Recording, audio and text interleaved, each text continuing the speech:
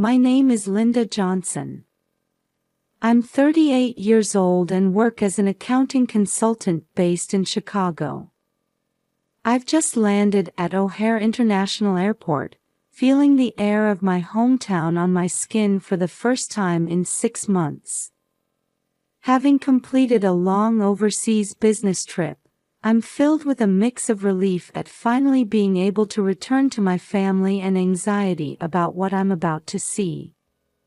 In the upscale Gold Coast neighborhood of Chicago lies our home, where I live with my husband Robert and our daughter Emma.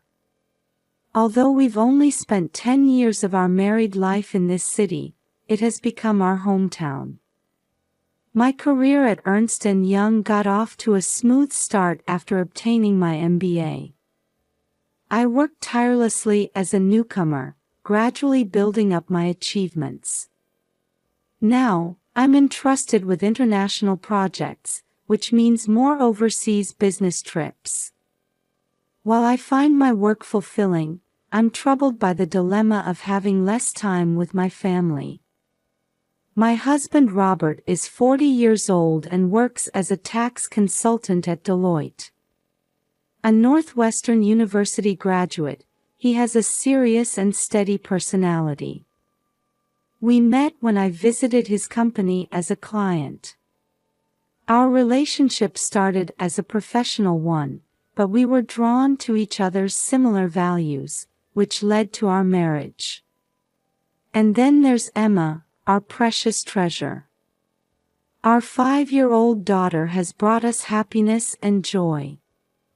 She's just started attending Lincoln Elementary School and comes home every day with eyes full of joy from learning new things. Her smile is a magic cure that heals our tired hearts. Our daily family life was built on small moments of happiness, like conversations around the dinner table on weekday evenings or weekend picnics in Millennium Park. Since Emma was born, we've made an effort to cherish family time. My phone is full of memories, family photos taken at Willis Tower, Emma's smiling face at Navy Pier, and boat trips on Lake Michigan. However, in recent years, as my overseas business trips increased, family time gradually decreased. At first, they were short trips, but now longer ones like this recent 6-month stay are becoming more common. Robert has been understanding, but every time I see Emma's lonely expression, my heart aches. During this 6-month trip, communication with my family didn't go as well as I'd hoped. Due to time zone differences and busy schedules, even my time to talk with Emma was limited. In the last month, there was hardly any contact from Robert. As I climb into an Uber and rush home, my heart is filled with both love for my family and anxiety that something might have happened. As the Gold Coast cityscape spreads out beyond the window, I take a deep breath and let my thoughts wander to the reunion awaiting me at our home. The Chicago cityscape visible from the Uber window was as vibrant as it was 6 months ago. However, everything looks fresh to my eyes. After a long time abroad, the air of my hometown feels nostalgic and slightly different. Through casual conversation with the driver, I learned about the changes in Chicago over the past 6 months. New restaurants have opened, and new artwork is on display in Millennium Park. As I think about taking Emma there, I suddenly feel a tightness in my chest. A pang of regret for missing moments of my daughter's growth flits across my heart. "Ma'am, we've arrived at Gold Coast." The driver's voice brings me back to reality, and I see the familiar sight of our home. In the small garden in front of the entrance, the tulips I planted before leaving are blooming beautifully. Seeing the flowers Emma and I planted together firmly rooted gives me a sense of relief. I'm home, I say as I open the front door and step inside. However, there's no welcoming voice or sound of Emma's running footsteps as I expected. The house is eerily quiet, feeling somehow lifeless. Robert? Emma? I call out, but there's no response. Anxiety spreads in my chest. As I step into the living room, I find toys scattered about and dust settled everywhere. I wonder why Robert, who's usually so clean, hasn't tidied up. Heading to the kitchen, I find a mountain of dishes piled in the sink and the smell of garbage lingering. Opening the refrigerator, it's almost empty, with mold growing on the few remaining food items. What on earth happened? I mutter under my breath as I head upstairs. With each step, my heartbeat quickens. As I open the door to Emma's room, an unbelievable sight unfolds before me. Emma. On the bed lies Emma, emaciated and listless. Her cheeks are sunken, there are dark circles under her eyes, and her skin has turned pale. When I call out to her, Emma opens her eyes slightly and says in a faint voice, "Mommy, I'm hungry."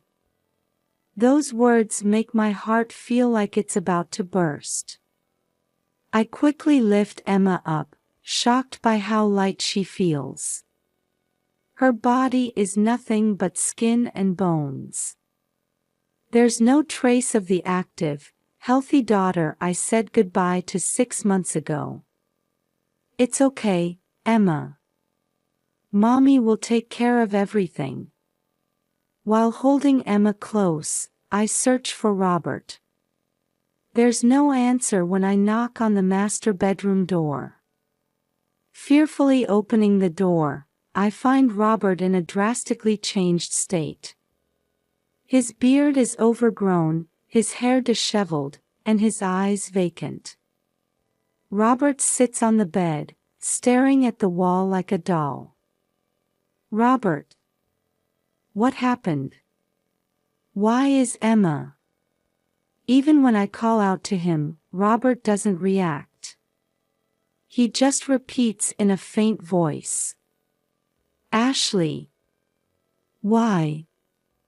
Why did you leave me? Ashley. The unfamiliar name confuses me. But now is not the time to think about that. Emma's life is in danger. I take out my cell phone and quickly call an ambulance. While explaining the situation to the operator, I continue to hold Emma close. It's okay, Emma. Mommy's here. Everything will be all right. As I look at Emma's emaciated body, I struggle to hold back my tears. How did it come to this? Why didn't Robert take care of our daughter? Who is Ashley? Questions and regrets, along with anger, swirl in my mind, throwing my heart into turmoil. I begin to hear the sound of the ambulance siren approaching. I take a deep breath, facing the reality I'm about to confront and the difficulties that await. Right now, Emma is the top priority. All the truth must be uncovered later. Life can change in an instant. I was painfully aware of that reality. As the ambulance siren wailed, I rushed to the entrance, still holding Emma. The paramedics quickly assessed Emma's condition and placed her on a stretcher. During this time, I explained Robert's situation as well. My husband is, something's wrong with him too. He's not responding. The paramedics immediately requested a second ambulance. I would accompany Emma, while Robert would be taken to Northwestern Memorial Hospital in a separate ambulance. In the ambulance, I held Emma's small hand tightly, struggling to hold back my tears. I watched as the paramedic attached N4 to Emma's body and checked her vital signs. "Mrs. Johnson, your daughter is in a state of severe dehydration and malnutrition. We need to start treatment immediately." I could only nod silently at the paramedic's words. Upon arrival at the hospital, Emma was immediately taken to the pediatric intensive care unit, while Robert was taken to a protective room in the psychiatric ward. As I watched over Emma's treatment, I explained the situation to the doctors. When I returned from a 6-month overseas business trip, I found them in this condition. Dr. Sarah Thompson, Emma's attending physician, listened to my story seriously. "Mrs. Johnson, Emma's condition is serious, but there's a chance for recovery with proper treatment. She'll need to be hospitalized for a while, but we'll do our best."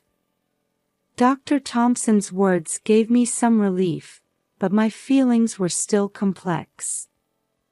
Once Emma's treatment was underway, I went to check on Robert's condition.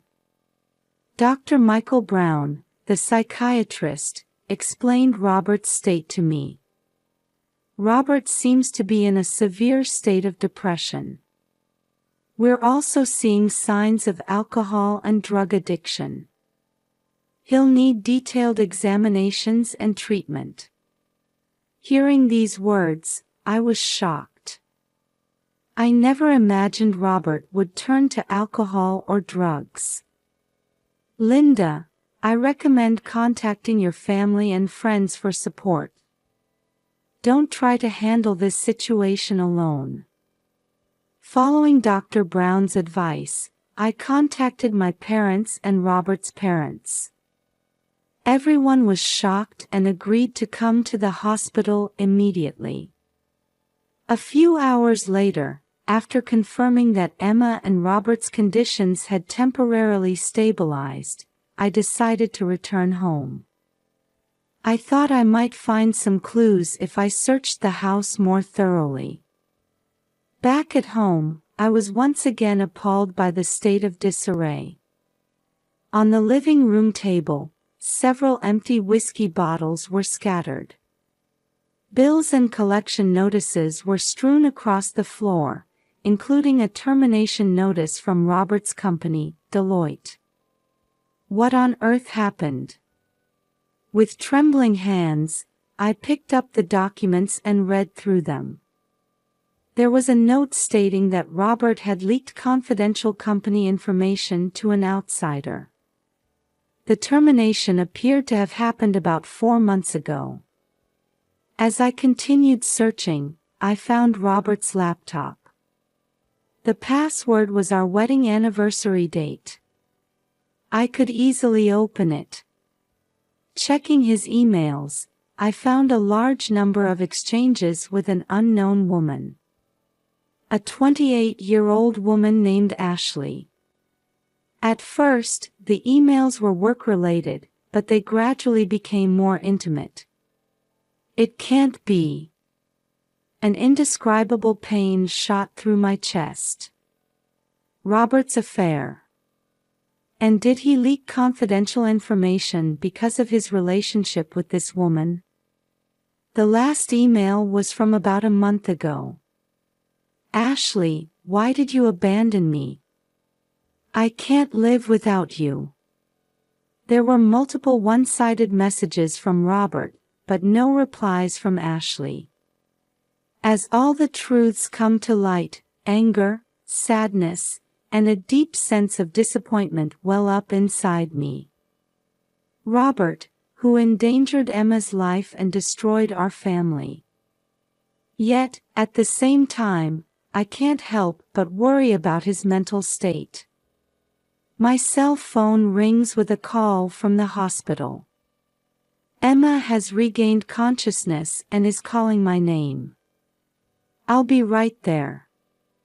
I hang up and take a deep breath. How should I face the difficult situation ahead?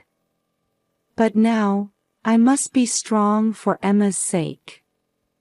Before leaving the house, I take one last look around the living room. There are no traces of our once happy family anywhere. From now on, I'll have to rebuild everything from scratch. With that resolve, I head to the hospital. Back at the hospital, Emma had regained some of her strength. She held my hand and gave me a weak smile. While feeling relieved at her condition, the still unresolved truths weighed heavily on my heart. After Emma fell asleep, I sighed deeply in the hospital corridor. Dr. Brown, Robert's attending physician, approached me. "Linda, there's been some improvement in Robert's condition. He's shared some information with us." I leaned forward, listening intently. "Robert keeps mentioning a woman named Ashley. It seems his relationship with her triggered these recent events." Hearing Ashley's name, something nagged at me. I felt like I'd heard it somewhere before. With this thought, I headed to Robert's room. Robert seemed calmer than before, and he teared up when he saw me. "Linda, I'm so sorry." I sat down quietly in a chair, deciding to listen to his story. Ashley was my subordinate. She was talented, and I trusted her. But it was all a trap. According to Robert, Ashley skillfully gained his trust and gradually extracted confidential information from him. Then, one day, she suddenly disappeared and sold that information to a competing company. Deloitte fired me immediately. I lost everything. As I listened to Robert's confession, something kept nagging at me. Ashley. That name and the situation he described gave me a sense of déjà vu. Suddenly, the memory came back to me. Ashley Miller. A woman who was my colleague during my early days at Ernst & Young. She always viewed me as a rival and repeatedly harassed me. Eventually, she was fired from the company for misconduct. It can't be. I quickly took out my cell phone and contacted a former colleague. When I asked about Ashley's current situation, I learned that she had changed her name a few years ago and joined Deloitte. All the pieces fell into place. Ashley had deliberately approached Robert to get revenge on me. She used him to steal information while simultaneously trying to destroy our family. When I told Robert this fact, he looked stunned. "I can't believe it. I was just a tool." Tears welled up in Robert's eyes. However, anger and sadness were swirling in my heart. I couldn't forgive him for endangering our family and making Emma suffer. The next day, I met with James Wilson, a trustworthy lawyer. I explained the entire situation to him and sought his advice. "Linda, this is a complex case. Robert's actions are indeed serious, but he's also a victim in a way." James continued, carefully choosing his words. "However, we must prioritize your child's welfare. In the current situation, it's dangerous to entrust Emma's care to Robert." I nodded deeply. Emma's safety is the top priority. Let's proceed with the divorce. At the same time, we need to consider legal action against Ashley. At James's words, I steeled my resolve. To protect my family and start a new life, I must face these difficulties. Please, James. Proceed with the divorce proceedings. My voice was shaking, but my determination was firm. On the way back to the hospital, I quietly cried in the car. Memories of our once happy family flashed through my mind like a montage. But there's no going back now. When I entered Emma's hospital room, she smiled at me energetically. "Mommy, when can we go home?" "Soon, Emma. And then, we'll start a new life together." As I hugged my daughter, I made a vow in my heart. No matter what difficulties we face, I will protect Emma and make her happy. And I will walk strongly into our new life as mother and daughter. On the day of Emma's discharge, I faced Robert in the hospital corridor. His eyes were filled with remorse. "Linda, I'm truly sorry." I took a deep breath and carefully chose my words. "Robert, I understand how you feel. But from now on, we have to put Emma first." He nodded silently. After that, I took Emma to my parents' house, while Robert began treatment at the Betty Ford Center. A few days later, I was at James Wilson's law office, finalizing the details of the divorce proceedings. "Linda, I've submitted the divorce petition to the Cook County Circuit Court. It will take some time before we receive a summons from the court, but in the meantime, let's sort out the issues of property division and custody." As I listened seriously to James's explanation, I glanced out the window. The view of Chicago's skyline brought back memories of my life here, flashing through my mind like a montage. "Linda, there's one more important matter to discuss." James's voice brought me back to reality, and I focused on him. "The FBI has contacted us. They've started a large-scale investigation into Ashley's fraud." My heart raced at his words. It turns out that Ashley's actions weren't just targeting Robert. She had been stealing confidential information from multiple major companies and selling it on the black market. No way. I was at a loss for words as James continued quietly.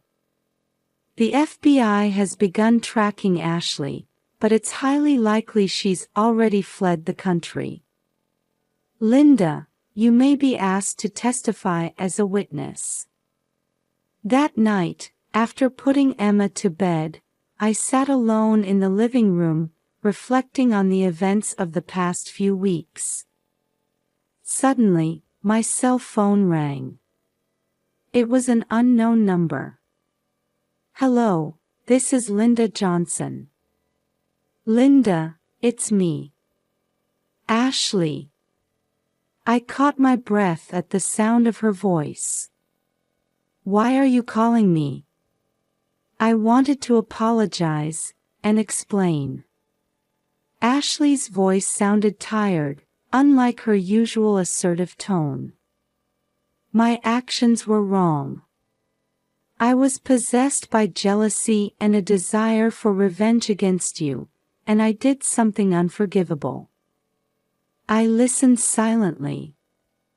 But at the very end, I realized that what I did wouldn't make anyone happy. "So I'm going to tell the police everything." "Ashley." "Linda, I'm sorry for resenting you. And I'm truly sorry for hurting your family." After the call ended, I stood there for a long time. Complex emotions swirled in my chest. The next day, I received a call from the FBI. Ashley had turned herself in and confessed to all her crimes. Her testimony would lead to the resolution of multiple corporate espionage cases. Meanwhile, Robert's treatment at the Betty Ford Center was progressing smoothly. On the weekly visitation day, he was gradually returning to his former self. "Linda, thank you so much. Thanks to you, I've found a way to get back on my feet." Robert's words made me feel a bit conflicted, but I also felt a warmth spreading in my heart. "Robert, keep working hard. Get better, for Emma's sake too." After hanging up the phone, I let out a deep sigh. We can't change the past, but we can create our own future. That's what I felt at that moment. The next morning, when Emma and I went out to the garden, we saw small sprouts peeking out of the soil. The flower seeds Emma had received as a housewarming gift were already beginning to sprout. "Look, Mommy. The sprouts are coming up." Emma's eyes were shining. Looking at her, I made a vow in my heart. Like these new sprouts, our lives would grow and flourish from now on. Having overcome difficulties and found a new ray of hope, I was certain at that moment. No matter what trials await us, as long as Emma and I are together, we can surely overcome them. And so, the Chicago morning sun began to gently illuminate our new life.